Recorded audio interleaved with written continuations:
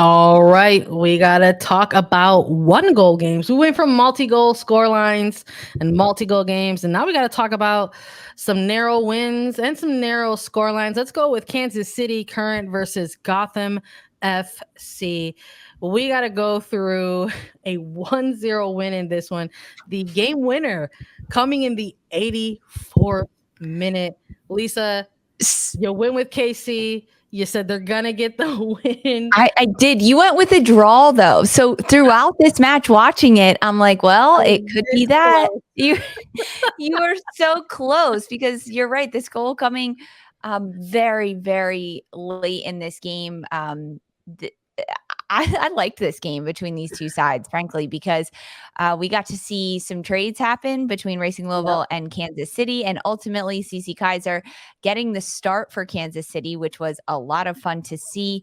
Her playing alongside someone up top like Kristen Hamilton was really fun to watch. That chemistry is there. It's already there. I think Kaiser being home, she's a Kansas City native outside of Kansas City and there was an energy and a spark. Will that taper off? I'm not so sure. We'll have to see about that one. But also Jenna Weinbretter, not in the starting lineup for Kansas City. She's been the rookie center back for Matt Potter throughout the Challenge Cup, throughout the regular season. So it was Alex Luera on the left, Elizabeth Ball centrally, and then Haley Mace on the right, which is surprising because Mace likes to play a little bit higher up the field, and she can combine so much in that attack. But with only three in the back, she had to play a bit more defensive, but Ball centrally, that was really good to see. It was a slow start for these teams and this game, but Gotham ends up creating some momentum. They got some really good chances towards the end of this first half. Purse had a good chance. Mewis played well in the midfield towards the second half of that first half. Paige Monahan was getting some good looks at Yeah. goal, being able to create. I think Ifeoma Manu had good moments of driving at the back line, but I was really impressed with Kansas City. CC Kaiser getting 60 minutes, combining really well with Hammy up top. Rodriguez ultimately coming in and then helping create for Kansas City, and the goal coming from Kristen Hamilton in the 84th minute. It was a true beauty of a goal with Rodriguez streaking down the left side of the field. Looks like she's going to go to goal. She draws a couple defenders, and it's the vision from the rookie Rodriguez to know that Hamilton's at the top of the box, wide open. It's a great finish from Hamilton. That it was beautiful to see towards the end of that one, and a huge almost release, a valve release for Kansas City to finally get that breakthrough goal against a Gotham team that wasn't entirely playing as much at this point against Kansas City.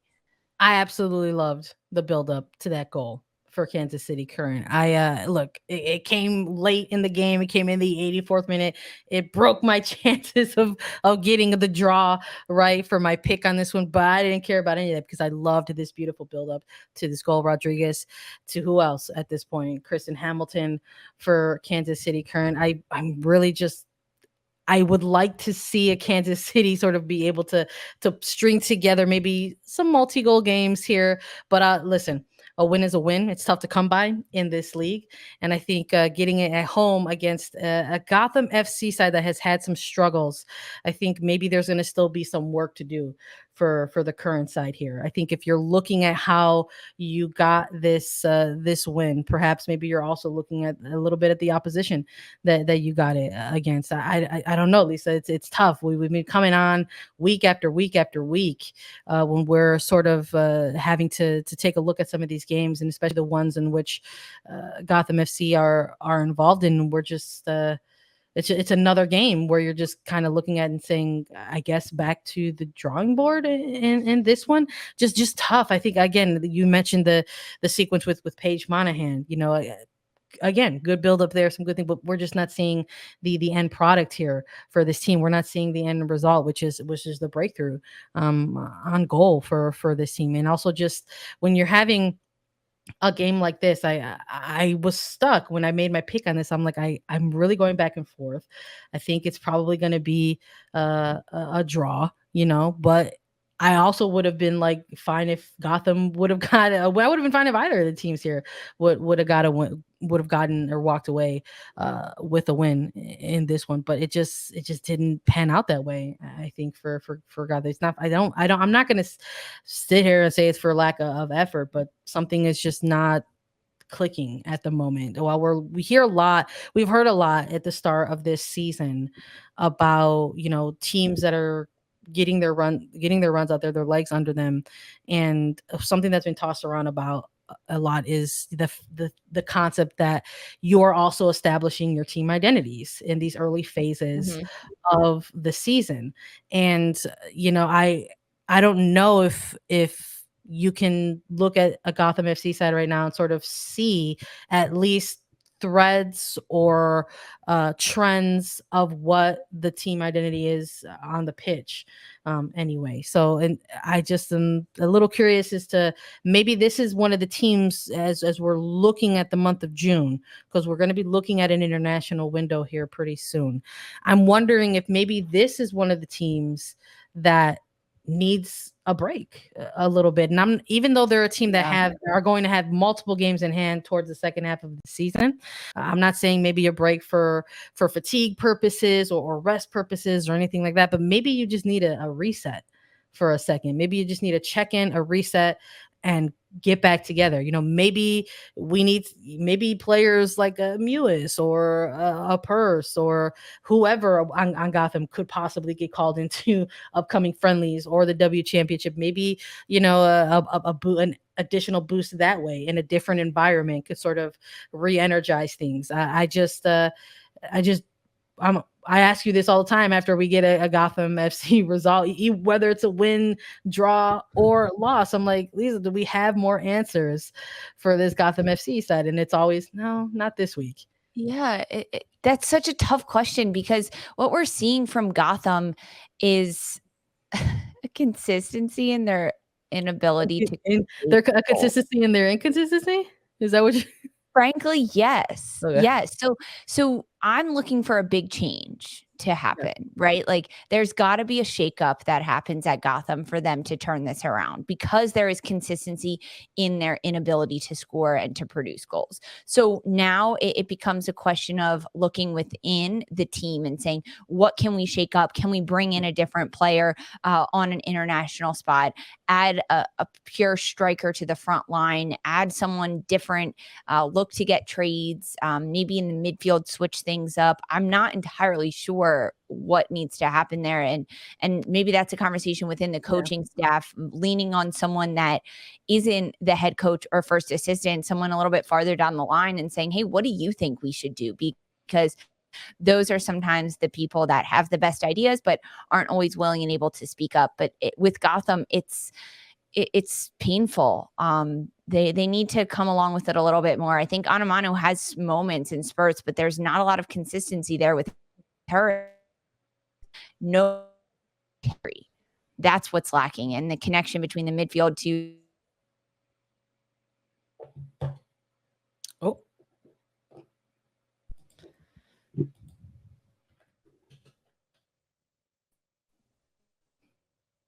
we may or may not have lost Lisa, y'all. Are you back, my friend? Oh no. It's just me, y'all. Sorry. We're going to keep it moving while Lisa gets back into it. So, you know what I'm going to do? Because I know Lisa's better at this than I am. I'm going to hop into the chat and try to be a little bit more engaging with you all. Okay. So, we were talking about Gotham FC. Hey, buddy, you're back. But hold Hi. on. I just told the chat that I'm going to be engaging with them a little bit on this game. But listen, what I had pitched to you and what you were talking about is a similar thing that we've been doing with this Gotham FC side. It's like the answers. Do we have any? Not right now. Are we going to get them? I'm going to ask you a new question because I'm getting tired of this old question. So I'm glad you came back. I was just going to pitch it to the chat and live chat. Listen, go ahead and answer this one too for me if you have any thoughts on it. But we've chatted a little bit about first half of seasons versus second half of seasons. So I'm going to pitch that with this specific team specifically. We've maybe said it a little bit about a team like North Carolina. We sort of use that argument for a team like Washington Spirit and their heavy match load. is this a Gotham FC side as they're currently constructed, as they're currently playing on the pitch in their current form? Is this a Gotham FC side that we think will have a different second half versus their first half? I think it depends on any changes that are made. Like, if we don't see any changes or any player rotation coming in, any trades happening, I don't think so. I'm hoping that they find more consistency to string together at least games or 90 minutes where they have that consistency. But it's such a tough question because I don't know what's happening in training, and I don't know what's happening inside the offices or in the locker room, or frankly, the conversations they're having around the league or international. But yeah, there is international breaks coming up, and Gotham's going to lose some players. Maybe some players off the bench, some deeper roster spots are going to be given to some players with call-ups that happen, and that'll change things because sometimes a young rookie, a player that hasn't had a lot of minutes, they want to prove themselves so well that could happen. I mean, we've seen it happen with a lot of rookies around the league, especially in Kansas City, but Sam Coffey, Kelsey Turnbow with San Diego, Bennett, and it's working pretty well. Savannah DeMello. So that's my biggest thing that we need to see.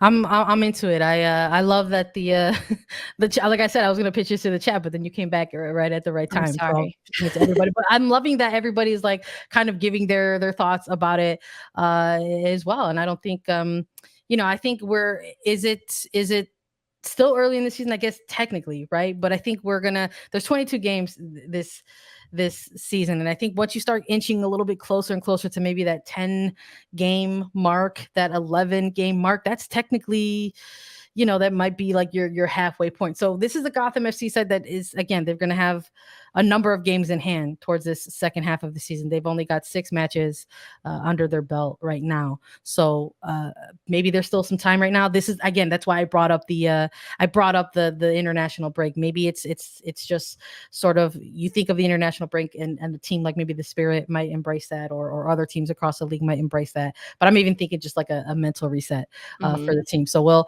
we'll see what happens. We've got another narrow scoreline to talk about. Let's talk about San Diego Wave versus OL Reign. We have a draw, our only draw of the weekend to chat about.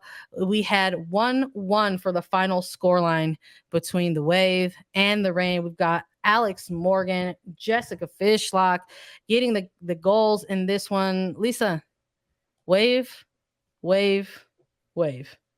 Seriously, I had a draw in this one ending up. You had San Diego winning this one, and I am not surprised. I think that's also an incredibly good pick to have San Diego win this because they have good attack, right? Like San Diego, what we saw from them and their ability to get shots, get opportunities, they were going, the start of this game was very fast, incredibly transitional, and in San Diego's favor. They were going long, going route one, the first to start this game, and Alex Morgan was in behind OL Reign's back line every single time. She probably could have had 3 goals at this point. The one she does end up getting is an incredibly beautiful goal. It's assisted by goalkeeper Caitlin Sheridan, and that's what you want to see from your goalkeeper, getting the ball and immediately starting the attack. It was placed on a platter to Alex Morgan. She can run onto it, and the finish from Morgan was picture perfect. It's what she does so incredibly well. I was really impressed with San Diego and their attack and what they were able to do. Jakobsen had a very similar look that she wasn't able to put away, actually. But with OL Reign, they were missing that first piece, especially to start this game, right? They end up getting this goal in the 38th minute, and it's almost because Jess Fishlock makes this incredible run out of the midfield, and she's able to combine. It drops back to Lavelle, who kind of flicks it forward, and it ends up with Fishlock. But there were moments in this game where, I mean, Fallon Tullis-Joyce had an incredible match in goal for OL Reign. I want to ask you about Alana Cook, center back, because I don't think this was her best game. I'm not sure what else is happening there, but there were moments where she was a little bit too slow to get rid of it. defensively, her positioning was off a step. There was something off with Alana Cook. I'm not entirely sure what it was. And no, a game doesn't come down to one player by any means, but that's more of what I was noticing throughout this match. Yeah, no, I don't think it's unfair to mention. I think I would also maybe I would ask like an additional question to that, like because something that we've been talking about with this Rain team is the fact that we've been seeing beautiful buildups, right, and some really good play, but not the finishing for this team, and that when we're looking at this OL Rain side, that for me, like my big three when I'm looking at OL Rain are actually all defensive players. So I'm looking at like Fallon Tillis-Joyce, Alana Cook, Sofia Huerta. Those are like the players who are like the big players who are standing out for me in terms of their individual performances this season for OL. So I think my other like sub question to that is like, well, if Alana Cook has an off day, how detrimental is that for a team like the Rain, who are finding it a little bit tough to score right now and find that breakthrough into net? But listen, everybody's got a day off on the pitch. I'm not going to say that that's a thing that doesn't happen. It's a long season, and there's going to be moments in which, sort of maybe things are off. I would also maybe say that, listen, this is a player that's going to have a heavy match load in front of her coming up. You can't tell me otherwise that right now one of the leading center backs for the U.S. women's national team is not going to be Alana Cook moving forward in the near future, whether it's going to be for these upcoming international friendlies against Colombia ahead of the CONCACAF W Championship in July. I think you're looking at the defensive makeup of that team internationally, and that belongs to Alana Cook, quite frankly, and we might see something happening alongside her, but I think it's going to be more about who's going to be able to work with her. We're probably going to see some combination of Sauerbrunn and Cook, but not to venture to the national team so far. But this is I'm making these points to sort of illustrate a bigger point, in that Alana Cook has sort of become this type of integral player very, very quickly for both her club and I think now by extension the national team as well. So I think sort of having a little bit of an off game today like this is not uncommon. I think maybe you sort of see how that impacts things for a team like the Rain on the road, especially against this wave attack that we've been seeing sort of kind of clicking and clicking and clicking. Although I think it's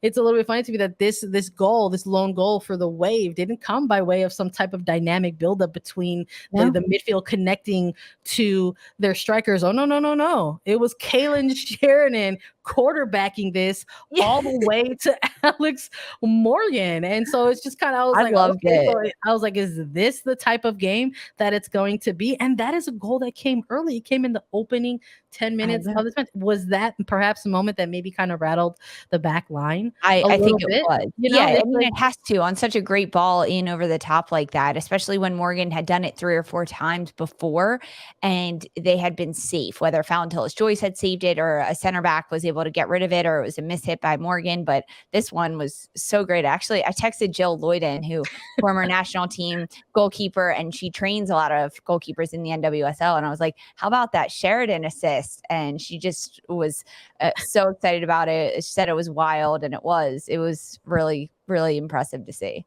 Gonna ask you a question before we close it out with the final game. They're on top of the standing still with this result. I know. But San Diego Wave FC now have 3 draws in a row.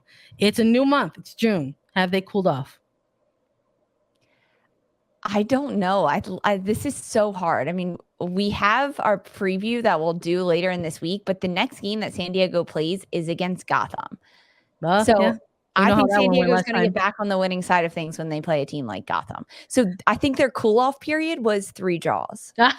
And that is scary. Love it. All right. I'll take it. I know we're going to probably chat more about it in the preview. Let's close it out with the final game for us to recap. It is Chicago Red Stars versus Orlando Pride. Chicago getting a narrow win 1-0 off of a banger from Mal Pugh. She's just She's just clocking him and putting him away. That's just sort of what's happening with Mal Pugh now, whether she's playing for the Red Stars or for country, quite frankly.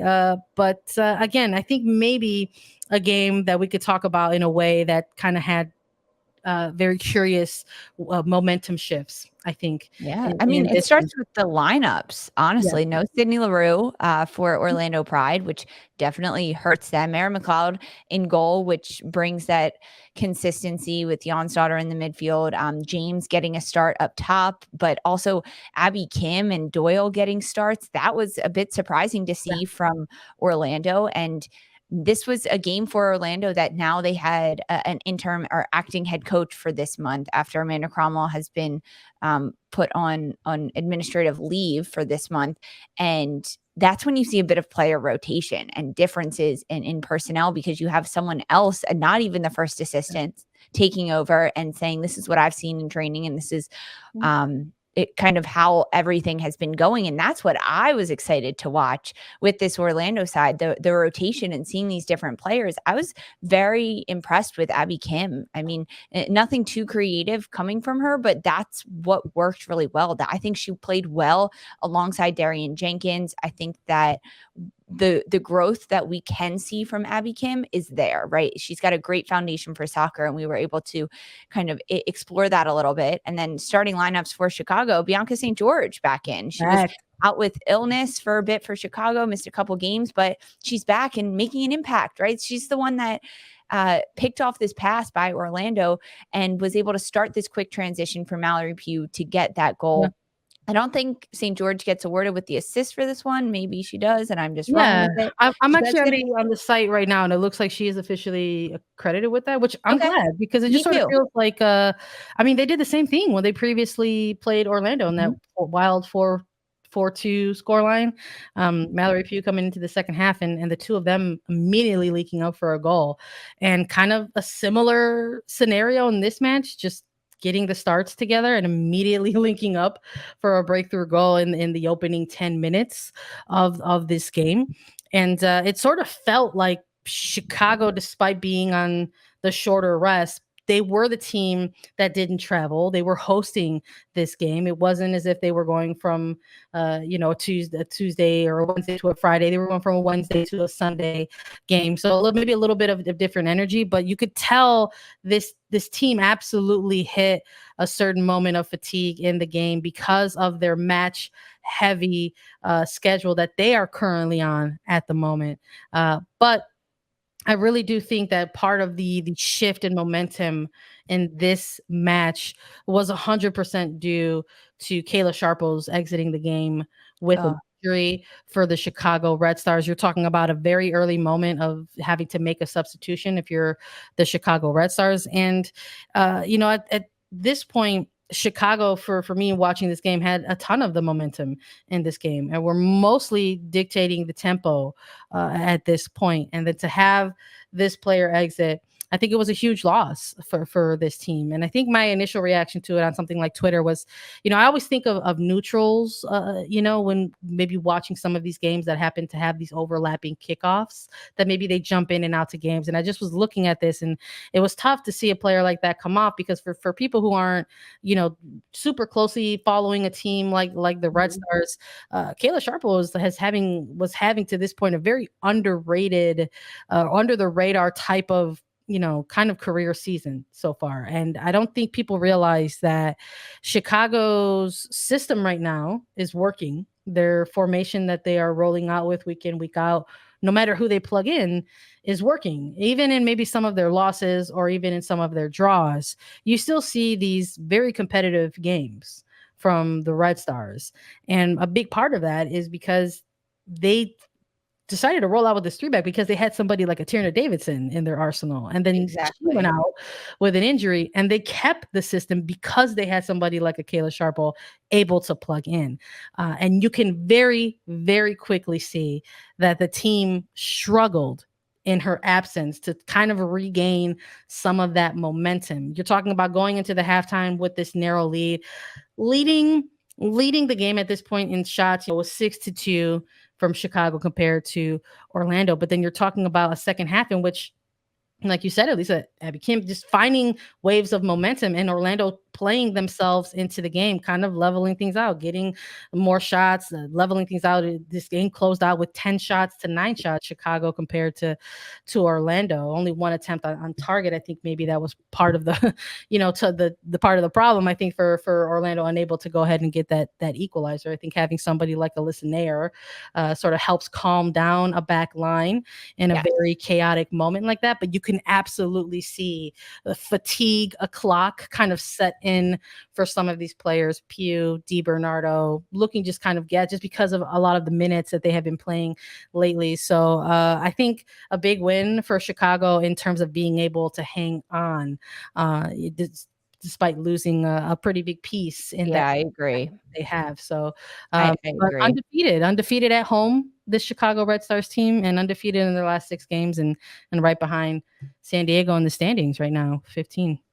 Yes, I agree with that. I mean, losing Kayla Sharples is pretty rough for Chicago. They leaned a lot on her this year. I mean, when you look at the stats from 2021, Sharples played in 14 of their 27 games. Already, she was 8 for 8, getting all the minutes, clocking in that back line as one of the most consistent for them. But also with Chicago, they got this lead early in this Yeah. game. It came in the 10th minute, which could be incredibly dangerous for a Chicago team. We saw them against Washington 2 games ago lose that early lead. That happened. It also happened against Portland, this bit of a call and response. So that's something that Chicago has struggled with, getting a lead early in a game and then holding it.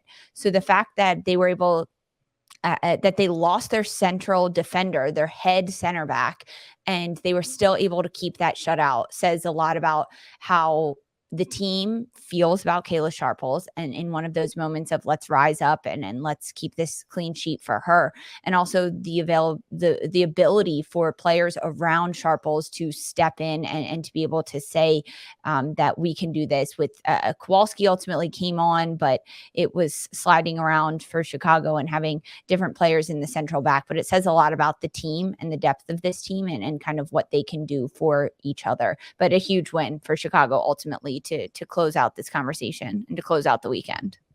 Yeah, it was quite the game to watch. We'll see what happens. I think there's a number of scenarios in all of these 6 games where we're going to have to see what type of adjustments these 12 teams are going to be making into the following week. But we'll be there to break it down in preview form for sure. We're going to be back very, very soon to join you all with a preview of next week's matches. So thank you all so much for joining us